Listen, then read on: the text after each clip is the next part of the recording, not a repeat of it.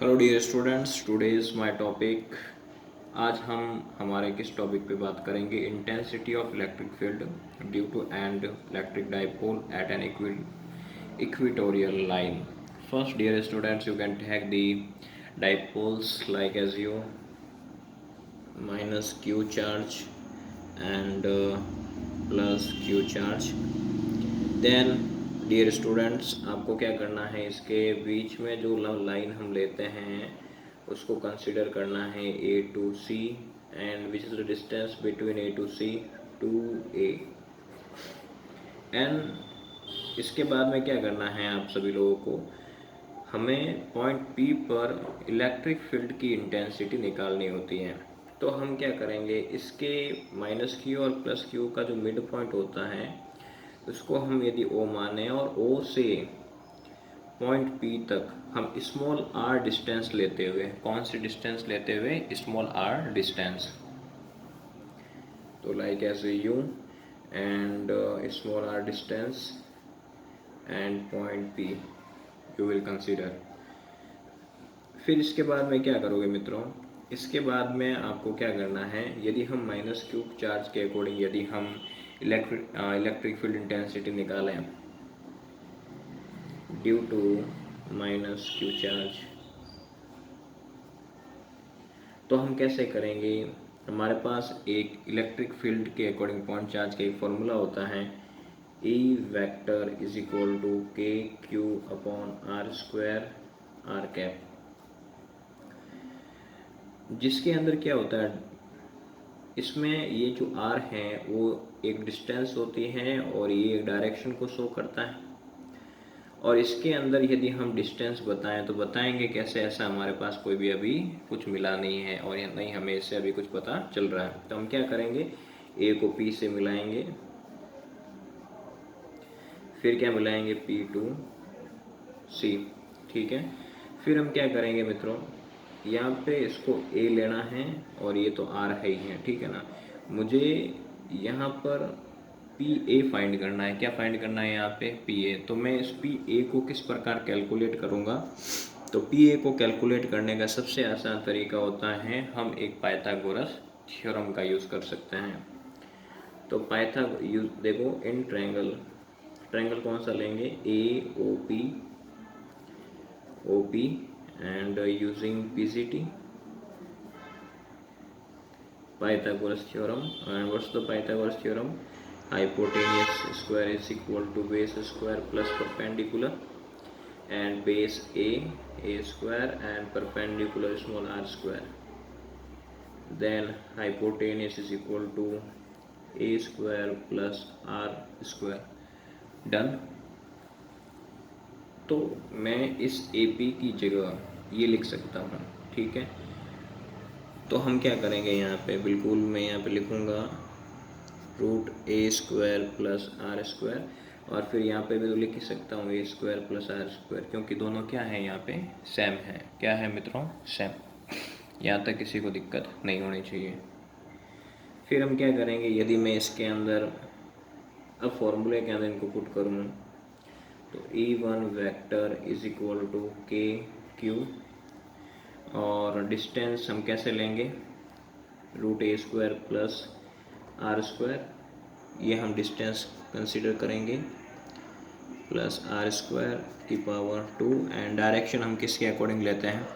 हमेशा ये बात ध्यान रखनी है आप सभी लोगों को कि जो माइनस क्यू चार्ज होता है, जब माइनस क्यू चार्ज होता है तो उसकी जो डायरेक्शन होती है वो माइनस क्यू चार्ज के सामने यानी कि उसकी तरफ होती है। क्या होती हैं? उसकी तरफ। तो हम क्या करेंगे, जो इसकी डायरेक्शन है E1 वेक्टर वो इसकी खुद की तरफ होती हैं, तो हम लिखेंगे P2A, PA direction. Understood dear students? Then after you can take the point plus q charge due to plus q charge. Plus q charge के अकॉर्डिंग देखें तो फॉर्मूला सेम लगेगा, E2 vector is equal to k q upon root a square plus r square की power 2, but direction कौन सी रहेगी इसके अंदर? तो डायरेक्शन का सेम रहेगा, प्लस क्यू चार्ज कहता है मुझसे हमेशा दूर भागो, तो प्लस क्यू से हम दूर जाएंगे फर्दर अवे, तो सी टू पी लेंगे डायरेक्शन। तो हम करेंगे सी पी डायरेक्शन।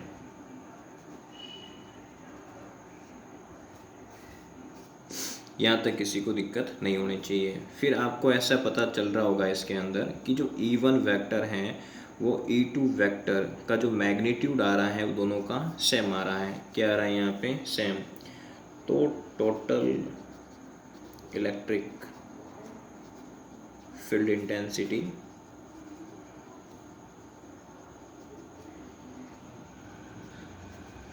जो रहेगी वो क्या रहेगी इसके अंदर? E1 vector is equal to E2 vector is equal to k q upon square से रूट कटेगा तो क्या रहेगा? A square plus r square. यहाँ तक आप में से किसी को दिक्कत नहीं होनी चाहिए, ठीक है। अब क्या हुआ कि इन दोनों का जो मैग्नीट्यूड है वो आ गया है सेम।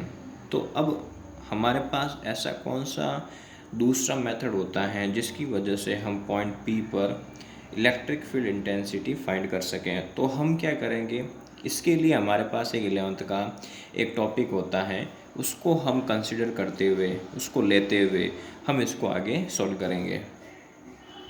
तो वो पैटर्न होता है, इसको हम कंपोनेंट्स के अंदर तोड़ देंगे। तो हम क्या करेंगे, थोड़ा सा इसको यूँ आगे बढ़ाएंगे,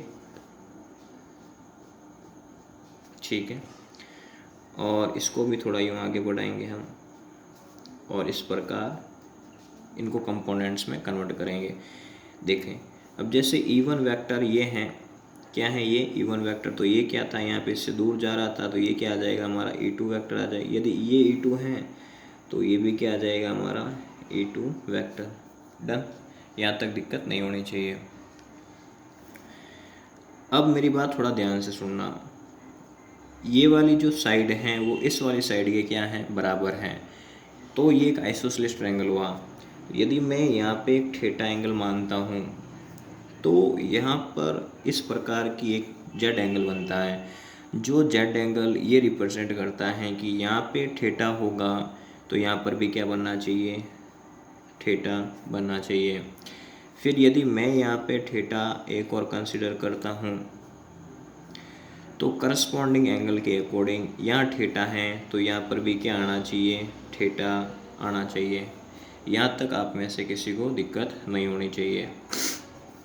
यदि इस लाइन को मैं इस थीटा के ऊपर ले जाता हूँ तो यहाँ पर जो मुझे कंपोनेंट के रूप में मिलता है क्या, कॉस। जैसे आप सभी देख सकते हैं E1 cos theta. Then after आप देख सकते हैं कि यहाँ पे कोई एंगल नहीं है। यदि इसी लाइन को मैं इस लाइन के ऊपर आपतित करवाता हूँ, इंक्लाइंड करवाता हूँ, इसके ऊपर लेके आता हूँ तो मुझे साइन के रूप में एक कंपोनेंट मिलता है, जैसे E1 sine theta. Then after you can see like as a same condition with E2 को यदि मैं थीटा के ऊपर कंसिडर करता हूँ, लेके आता हूँ, तो मुझे E2 के साथ में क्या मिलेगा, E2 cos थीटा। एंड फिर इसको मैं इसके साथ लेके आता हूँ तो ये साइन के रूप में कन्वर्ट हो जाएगा, तो E2 साइन थीटा। यहाँ तक आप में से किसी को दिक्कत नहीं होनी चाहिए। फिर इसी के साथ आप सभी लोग ये देख पा रहे होंगे कि यहाँ पे जो E2 है, क्या है यहाँ पे जो E2 आप सभी को दिख रहा है, जो यहाँ पे आप सभी को E2 दिख रहा है, जो E2 की जो फॉर्म दिख रही है मित्रों, वो जो E2 की जो फॉर्म है, इसके अंदर इसकी डायरेक्शन और इसकी डायरेक्शन दोनों अपोजिट हैं। क्या है यहाँ पे, अपोजिट। तो ये दोनों आपस में क्या हो जाते हैं, यहाँ पे कैंसिल आउट हो जाएंगे। क्या हो जाएंगे, कैंसिल आउट, क्योंकि अपोजिट डायरेक्शन में जो आंसर इनका जो बनेगा वो कितना बनेगा, 0। इसीलिए हम क्या करते हैं, जो एक ही डायरेक्शन में होते हैं उनको हम वापस ऐड करेंगे, जिस प्रकार हमें ये हॉरिजॉन्टल डायरेक्शन में दिख रहे हैं। तो ये सभी एक ही डायरेक्शन में हैं, तो हम क्या करेंगे, E total is equal to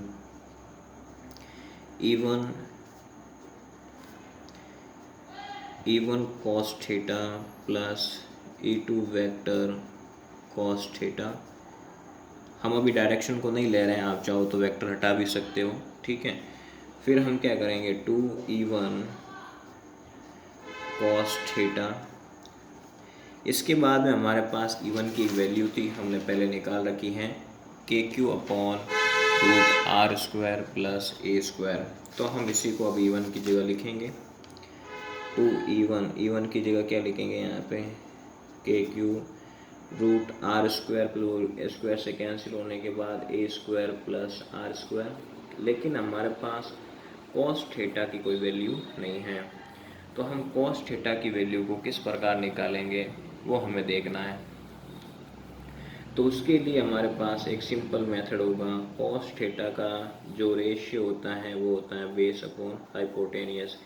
और इसके अंदर यदि मैं ये वाला ट्रायंगल कंसीडर करूँ, AOP, इन ट्रायंगल AOP, तो हम बेस को क्या मानेंगे यहाँ पे A, और हाइपोटेनियस को क्या ले लेंगे, ए स्क्वायर प्लस आर स्क्वायर। फिर आप क्या करोगे, इस कॉस थीटा की जगह ये वैल्यू पुट करोगे, a upon root a square plus r square. 2KQ upon a square plus r square, a upon root a square plus r square. जैसा कि आप देख पा रहे होंगे कि यदि इस 2 को मैं इसके पास लेके आ जाऊँ यहाँ पे, कि Q क्रॉस 2A ऐसे लिख दूँ, और यहाँ पे पावर 1 है, और इसका इस रूट का मतलब क्या होता है कि 1/2 होता है। तो 1/2 और ये प्लस 1 क्या हो जाएगा, 3/2। तो मैं इसको दोनों को कंबाइंड करते हुए 3/2 लिख सकता हूँ। फिर इन दोनों से मिलकर एक फॉर्मूला बनता है P is equal to Q cross 2A। तो मैं इसकी जगह लिखूँगा KP upon a square plus r square की पावर 3/2। यहाँ तक किसी को दिक्कत नहीं होनी चाहिए। अब मुझे क्या करना है कि इस r को अधिक मानते हुए, मैक्सिमम मानते हुए, इस ए स्क्वायर को हमें क्या करना होता है, नेग्लिजिबल करना होता है। तो r is greater greater greater than a where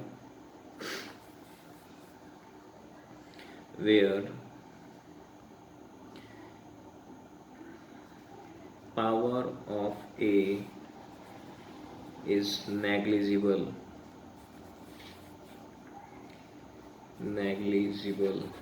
negligible means zero, आपको जीरो कंसिडर करना होता है यहाँ पे। तो हम यदि यहाँ पे जीरो लेते हैं तो KP अपॉन आर स्क्वायर की power 3/2, then you will cut, then you will write KP upon R to the power 3। Understand dear students. फिर इसको यदि हम वेक्टर फॉर्म में कन्वर्ट करें तो E vector is equal to KP upon R cube. लेकिन direction हम कैसे लेंगे, तो डायरेक्शन को लेने का सिंपल सा मेथड रहेगा कि हमने इस पॉइंट P पर निकाला है, जो इस डायरेक्शन के अंदर आई है, तो हम लिखेंगे ऑपोजिट डायरेक्शन ऑफ P के विपरीत डायरेक्शन में। तो हम लिखेंगे यहाँ पे क्या, opposite direction of P। Spellings पे ना जाएं, डायरेक्शन लिख लेना। मैं नहीं चाहता हूँ कि यहाँ पे कुछ गलती हो, बस डायरेक्शन है, ध्यान रखना आपको, है ना। यहाँ तक आप में से किसी को दिक्कत है डियर स्टूडेंट्स, आप कभी भी बोल सकते हैं। एंड देन आफ्टर हम अगले वीडियो के अंदर एक नए डेरिवेशन के साथ मिलेंगे आप सभी से। बिल्कुल, धन्यवाद।